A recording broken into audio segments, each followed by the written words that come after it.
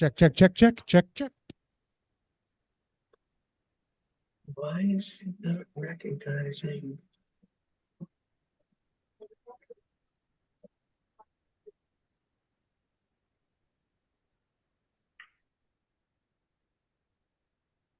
Check, check, check, check.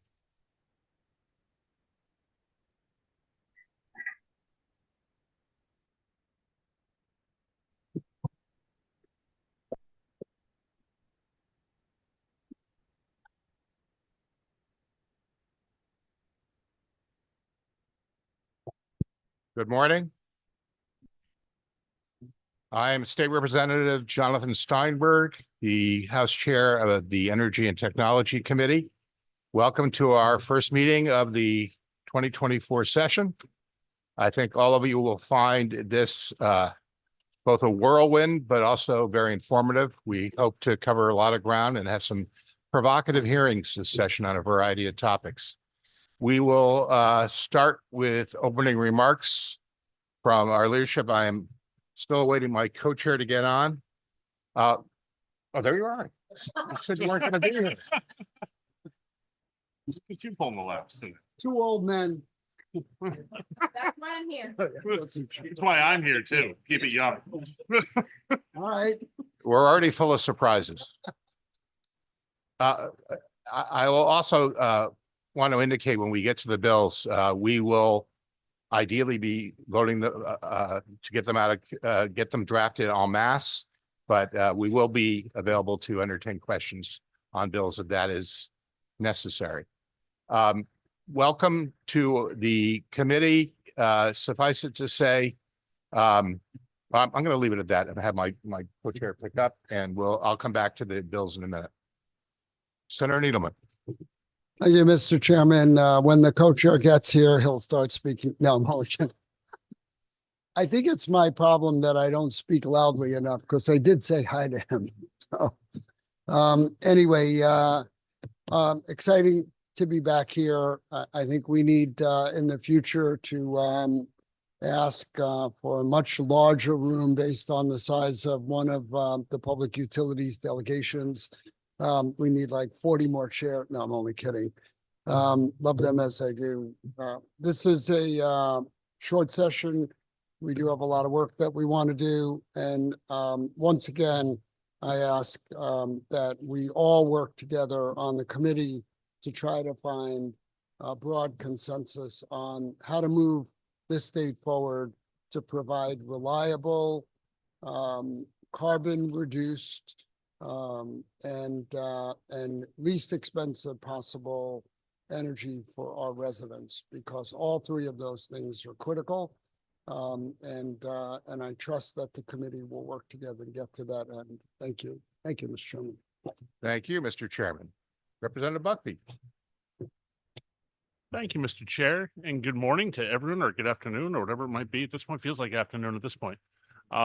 It's great to see such an incredible group of people gathered for this committee and so many familiar faces that we see. I love that you said we'll be entertaining new ideas, and you guys already started by entertaining the whole crew with the two of you, but you're not waiting for my silly, quirky comments at this point. Definitely not. You don't need me to spark that amongst this. You've been long-winded enough on your own. Is that what you're saying?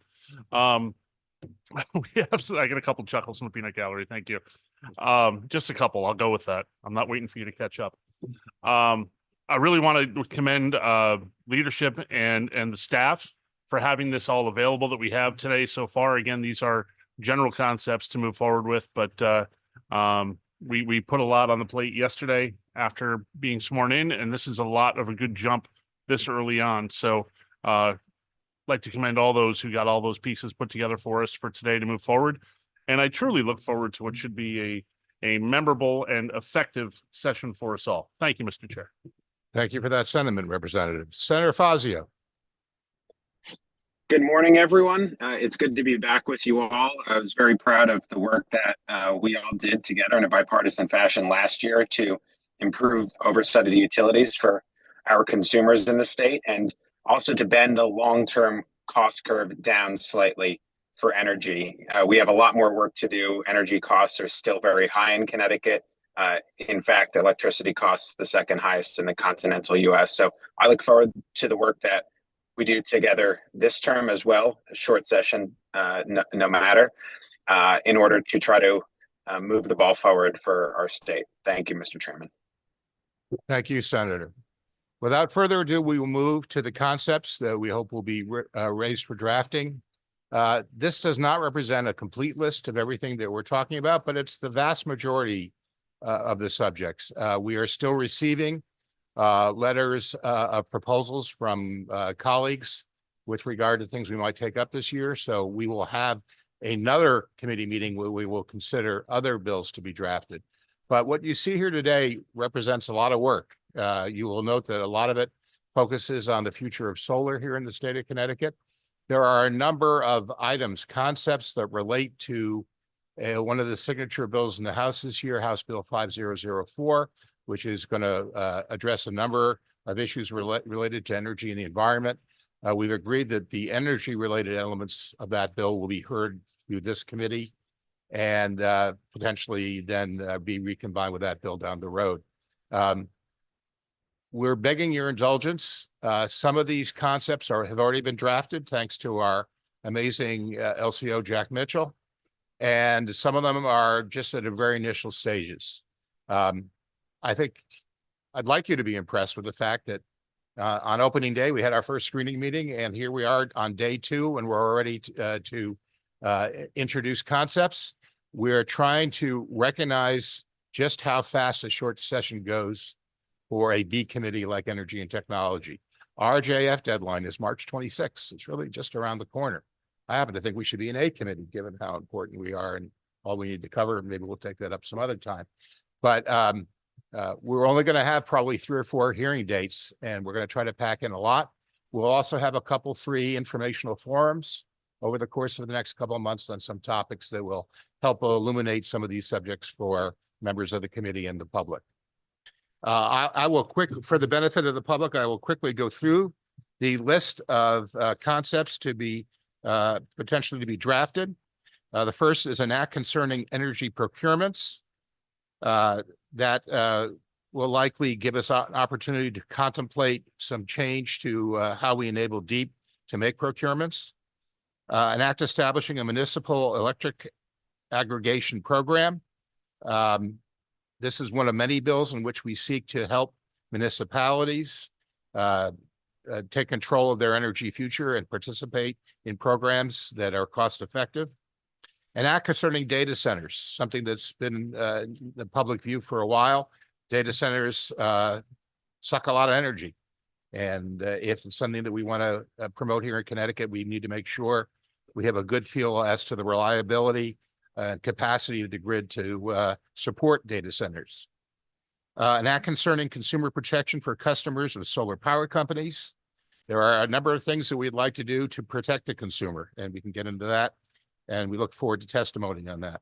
An act concerning a study of combining energy storage systems deployment with new residential solar installations. We have more than one concept that relate to the idea of expanding storage in the state and encouraging that. An act concerning solar projects throughout the state. That sounds like a pretty broad bill, doesn't it? Well, that's conceivably going to be our big omnibus bill when we get to that point. An act concerning revisions to the state's non-residential renewable energy program and shared clean energy facility program. This is at a very early conceptual stage. I want to recognize the former chair of this committee, Dave Arcani, who did yeoman's work to create the SCEF and NRES programs with my co-chair, Senator Needleman, where we've had a few years under our belt. It's probably time for us to review how it's going, check out the process, and think about where we go from here. So that would likely result in a study. An act concerning a study of geothermal energy. This is one of the things that was part of 5004, but there are more and more residential and commercial applications of geothermal that we want to look at a little bit more carefully. An act concerning electric grid interconnection points. This is one of the big obstacles to expanding a lot of our renewable energy in the state. And we want to talk about opportunities to come up with a real strategic plan for how we work with the utilities to come up with where the interconnection points should be. An act concerning the responsibilities of the Connecticut Siting Council. The Siting Council was created many years ago for good purposes. The world has changed around it. It's taken on a lot of responsibilities. We feel in the light of some recent developments that it's warranted to take a look at the Siting Council's role, its responsibilities and authority, its composition, particularly its expertise, and perhaps the funding necessary to enhance the Siting Council to meet the needs that they will be facing going forward.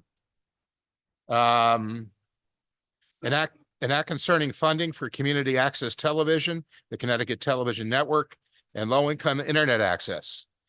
This is our opportunity to remind people that we're the energy and technology company, and we are trying to address an ongoing issue with the health and vitality and the purpose of public access television.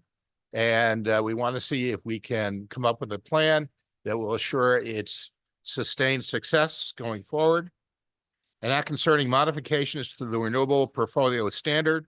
There are a couple of small tweaks we're looking at with the RPS, and we expect to have a broader conversation about the RPS going forward. An act concerning solicitation of run-of-the-river hydropower. Many of you will recall the last session we empowered a task force to look at hydropower in the state.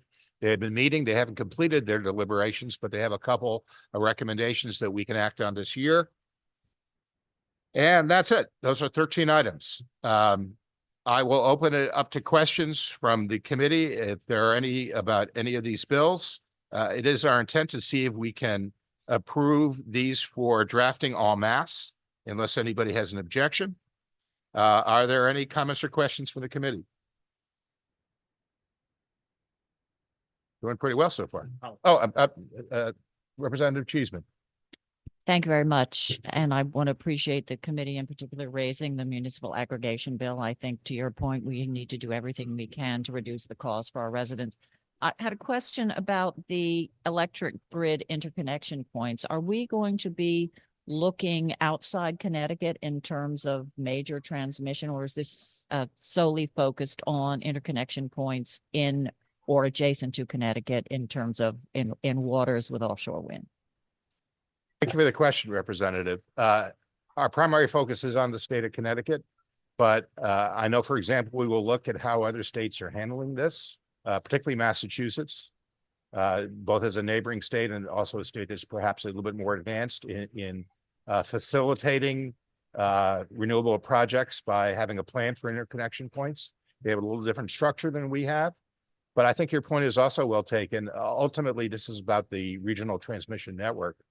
We have our work to do here in Connecticut, but inevitably, I'm sure we'll take up the conversation about its impact more broadly on our connections with other states and our ability to bring renewable power, whether it be from Quebec, Maine, Massachusetts, or wherever. Thank you. I appreciate that. And it's as someone who served on at the appointment of Commissioner Dykes on the Commission for Environmental Standards for the offshore wind projects, one of the things we focused on was minimizing those interconnection points. If we're bringing large quantities of wind power in, we don't want a lot of, non-aggregated points where you connect. Can we cooperate with the producers and the other states to minimize those connection points? So I think this is a valid study, and I would welcome the inclusion if we have time of that topic as well. Thank you, Thank you, Representative. Yeah, I'd like to have a plan. That would be ideal. There's an advantage to the low-hanging fruit of existing interconnection points where we can build around. And then there's a decision where we build new interconnection points. And conceivably, they can be hubs for development and commercial interests. And we need to be very deliberate about how we try to do this fairly and evenly, spread it across the state and not have it all located in one narrow spot. Other comments or questions? Yes, I see a couple. Representative Meskers, followed by Representative Mushinski. Thank you to the chairs for the work. I look forward to it. I think the topics are incredibly relevant and on point. Two issues or items that concern me, I'm happy to hear also the study on geothermal. When we look at the renewable portfolio, I would urge the committee as a group to consider renewables in-state and out-of-state and figure out the weighting. I know that the major focus when I think of renewables and the interconnectivity of the state has been our frustrated attempts to connect to Quebec and the hydropower. No objection there. But if we're looking at solar and we're looking at geothermal, we're looking at renewables, I want to make sure that we think about some weighting for the production of renewables in my state. When I, as I look back in my career, I want to make sure that we are not wiring our money out of state to buy renewables that we could potentially invest and create and run in our state. So we don't necessarily have a lobbying group because of the fractured nature of energy production, except for our transmission agent, which is United Illuminating and Eversource. So I want to think on the production side that we have enough agency and support to grow that business of generation of renewables in the state so that the funds that are raised by our ratepayers are deployed in the state for jobs, for stability, for more microgrids, et cetera. So I don't know how to do that weighting, but I'd ask that you give that due consideration. Thank you, Representative. I do believe that in the course of our deliberations, we will get to virtually everything you've described. Representative Mashinsky. Oh, Mr. Chairman, thank you. I'm going to be sending in two concepts to the screening group that I hope you will consider positively based on energy training that I took last summer with a number of other states. Some of the more advanced states are investing in heat pump technology because it's 200 to 300% more efficient. You get more power for your money. The upfront cost is what holds back folks in Connecticut, but the state could help with that for vulnerable populations, including nursing home residents and elderly housing residents, folks like that. After the initial investment, there's savings from then on. So, and heat pump technology can be used for both heating and cooling, so you can give more comfort at less cost in the summer as well. And then the other idea is to give instruction to PURA through the statutes so that they can encourage investments by the utilities in the efficient technology and in strengthening the grid for electrification, transition to electrification. So I hope screening will consider those two. And everything else on the list looks great. And looking forward to working with you, Mr. Chairman and Senator Needleman and our ranking members. Thank you, Representative. We look forward to seeing your proposed concepts. Are there other questions? Representative Ackert, good morning. Good morning, sir. Thank you. And I'm looking forward to this aggressive and I'm not sure if this is all we're doing or there's going to be more. First question. Okay. And then because a couple areas of interest to me is, how are anaerobic digesters doing in the state of Connecticut would be a nice because of our investment dollars, and also piggyback Representative Mashinsky on the heat pump. I talked to HVAC contractors and there's no heat pump rebates. They ran out last year and they were doing quite well with those. So a couple of areas that I look forward to having potential discussion on. Thank you. Thank you, Representative. Any other questions? Representative Meskers, you still have your hand up. Is that over with? Okay, I think we are. You're free. Sorry about that. Thank you. So I'll lower it. All right. Without further ado, I'm seeking a motion to vote to these concepts to be drafted. Do I have a motion? So moved. Moved by Representative Ackert, seconded by Needleman. I believe, would anybody object to a voice vote? Any problem with that? Good. Okay, we haven't screwed up yet. It's early. All those in favor of drafting items 1 through 13, please indicate by saying aye. Aye. Aye. All those opposed? Any abstentions? We will hold the vote open till, I'm sorry. Senator, okay, never mind. The motion carries. We will draft those bills. Our last item of business today is to discuss the time and date of the next meeting. We're next scheduled to get together in the meeting on February 20th. We're also contemplating an informational forum on solar for the 23rd. We will see you on the 20th. Oh, that's right. And what's the timing for the other informational forum?